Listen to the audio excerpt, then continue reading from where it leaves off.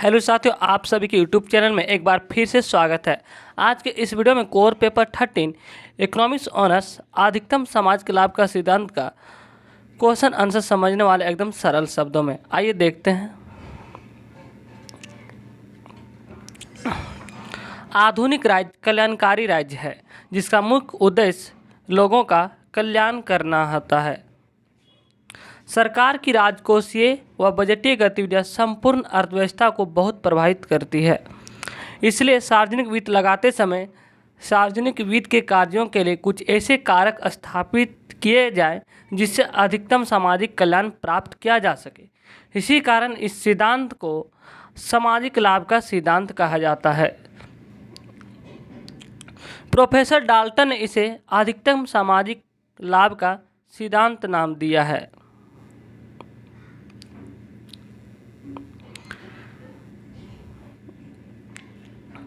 इस सिद्धांत का प्रतिपादन मुख्य रूप में प्रोफेसर डाल्टन तथा प्रोफेसर पिगू द्वारा किया गया।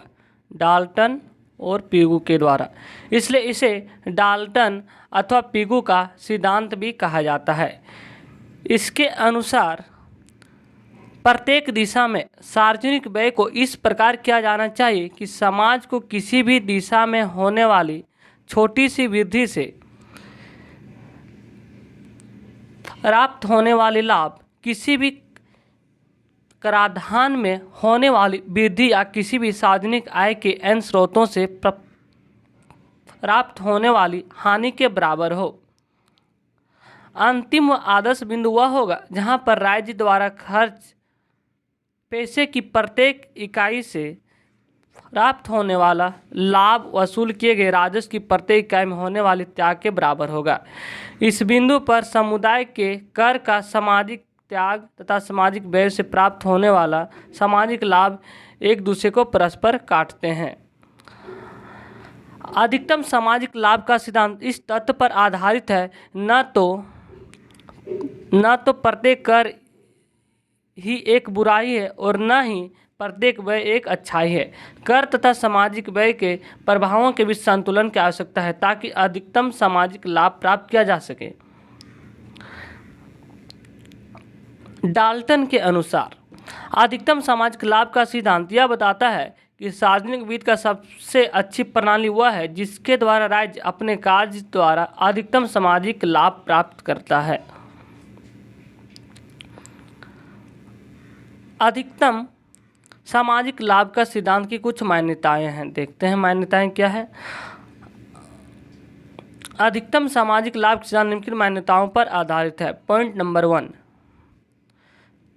कर सरकार की आय का मुख्य स्रोत है। टैक्स जो होता है सरकार का मुख्य रूप से इनकम का एक स्रोत होता है। सेकेंड पॉइंट है, घटते सीमांत सामाजिक लाभ का नियम सार्वजनिक व्यय पर लागू होता है। दूसरा पॉइंट। तीसरा पॉइंट है, करों पर बढ़ती सीमांत सामाजिक अनुपयोगिता लागू होती है। 3 पॉइंट है जो अधिकतम सामाजिक लाभ सिद्धांत की मान्यताओं पर आधारित है। कर सरकार की आय का मुख्य स्रोत है। घटते सीमांत सामाजिक लाभ का नियम सार्वजनिक व्यय पर लागू होता है। तीसरा पॉइंट है कि करों पर बढ़ती सीमांत सामाजिक अनुपयोगिता लागू होती है। अब इसके कुछ शर्त होते हैं। अधिकतम सामाजिक लाभ के कुछ शर्तें। अधिकतम सामाजिक लाभ की मुख्य शर्तें निम्नलिखित है। पॉइंट नंबर 1 डायग्राम से सहित समझाया गया है। पहला पॉइंट है, सामाजिक व्यय पर खर्च किए गए रुपये से सामाजिक लाभ उस त्याग के बराबर होनी चाहिए जो कर के रूप में एकत्रित अंतिम रूप के त्यागने से होता है। इसका अर्थ है कि अधिकतम लाभ तब प्राप्त होगा जब सीमांत सामाजिक लाभ और सीमांत सामाजिक त्याग के बराबर हो। जैसे अर्थात MSB = MSS। ये ऑब्जेक्टिव में पूछ सकते हैं प्रश्न कि अधिकतम सामाजिक लाभ की शर्त में पहला पॉइंट है सार्वजनिक व्यय पर किए गए खर्च। दूसरा पॉइंट है, सार्वजनिक व्यय विभिन्न स्कीमों इस प्रकार से वितरित किया जाना चाहिए इन विभिन्न स्कीमों पर किए गए अंतिम रुपये से प्राप्त लाभ समान हो। तीसरा पॉइंट, विभिन्न दिशाओं में कर इस विधि से लगाया जाना चाहिए कि प्रत्येक दिशा से प्राप्त अंतिम रुपये का त्याग अथवा अनुपयोगिता बराबर हो। अभी देखते हैं पॉइंट वाइज। सीमांत सामाजिक त्याग का पहला पॉइंट है, कर लगाने के कारण लोगों को मौद्रिक त्याग करना पड़ता है। इसके कारण क्रय शक्ति तथा उपयोगिता का स्तर घटता है और लोगों के लिए मुद्रा की सीमांत उपयोगिता बढ़ती, अर्थात सीमांत सामाजिक त्याग में वृद्धि होती जाती है। इसे एक रेखांकित से स्पष्ट किया जा सकता है। इसे डायग्राम में दिखाया गया है। बिंदु ओ से लेकर एक्स अमाउंट ऑफ टैक्स को दिखाया गया है एक्स एक्सिस पर, वाई एक्सिस पर ओ एम एस एस दिखाया गया है और एम एस का एक कर्व दिखाया गया है, जो जैसे जैसे एक कर्व बढ़ रहा है वैसे वैसे M1 बढ़ रहा है। रेखांकित में MSS वर्ग करों की वृद्धि होने से बढ़ते सीमांत सामाजिक त्याग को प्रकट करता है। जब कर की मात्रा OM से बढ़कर OM1 होती तब सीमांत सामाजिक त्याग NM से बढ़कर N1M1 हो जाता है। दूसरा पॉइंट देखते हैं, सीमांत सामाजिक लाभ। इसको भी डायग्राम में दिखाया गया, जैसे कि आप देख सकते हैं। ओ एक्स एक्सिस पर पब्लिक एक्सपेंडिचर एंड टैक्स को दिखाया गया और ओ वाई एक्सिस पर बेनिफिट को दिखाया गया है। रेखांकित में MS वक्र घटे सीमांत सामाजिक लाभ को प्रकट कर रहा है। सार्वजनिक व्यय जब OM से OM1 बढ़कर हो जाता है तब सीमांत सामाजिक लाभ LM से घटकर L1M1 हो जाता है। तीसरा पॉइंट देखेंगे, अधिकतम सामाजिक लाभ क्या है। अधिकतम सामाजिक लाभ की सत्य को विभिन्न अर्थशास्त्रों ने विभिन्न प्रकार से व्यक्त किया है। अधिकतम सामाजिक लाभ के बारे में बहुत से वैज्ञानिकों ने अपने अपने ढंग से प्रस्तुत किया है, जिनमें से पहला है डाल्टन का सिद्धांत। क्या है डाल्टन? अधिकतम सामाजिक लाभ की डाल्टन की शर्तें क्या है। डाल्टन के अनुसार करों के लगाने से होने वाली हानि सार्वजनिक व्यय से हुए लाभ के बराबर हो जाती है, इसलिए समाज के लिए हानि तथा लाभ दोनों बराबर हो जाते। इसे एक रेखांकित के माध्यम से दर्शाया गया है, जिसे आप देख सकते हैं।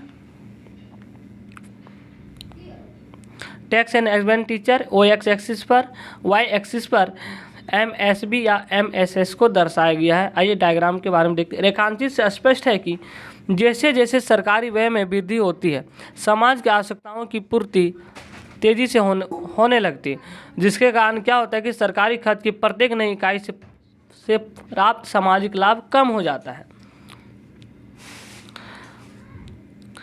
रेखांकित में P अधिकतम सामाजिक लाभ की स्थिति को प्रकट कर रहा है। इस बिंदु पर सरकारी व्यय सरकारी आय के बराबर हो जाता है, जो कि ON है, तथा सीमांत सामाजिक त्याग MS को प्रदर्शित करता है।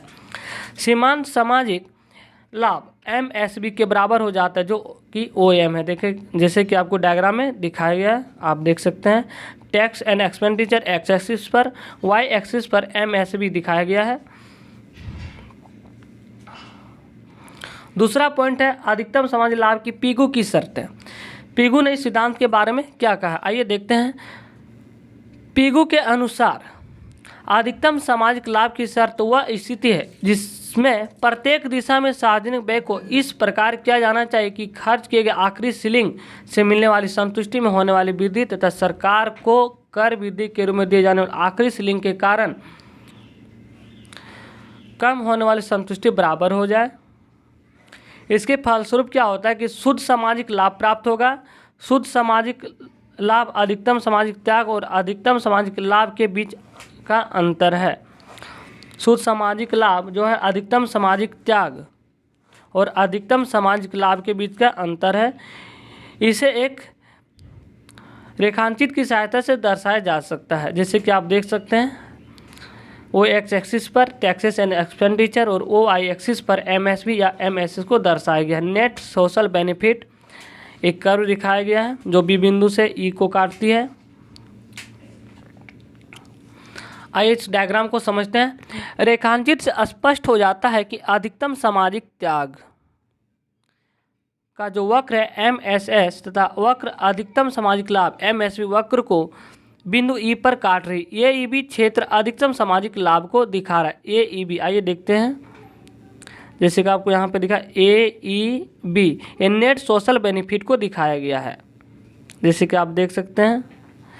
Point A, point E, point B जो नेट सोशल बेनिफिट को दिखाया गया है। आप देखते हैं अधिकतम सामाजिक लाभ के सिद्धांत का कुछ महत्व।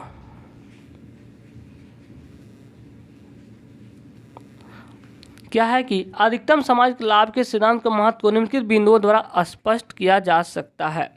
उत्पादन में वृद्धि पहला पॉइंट है। दूसरा पॉइंट है आय का न्यायपूर्ण वितरण।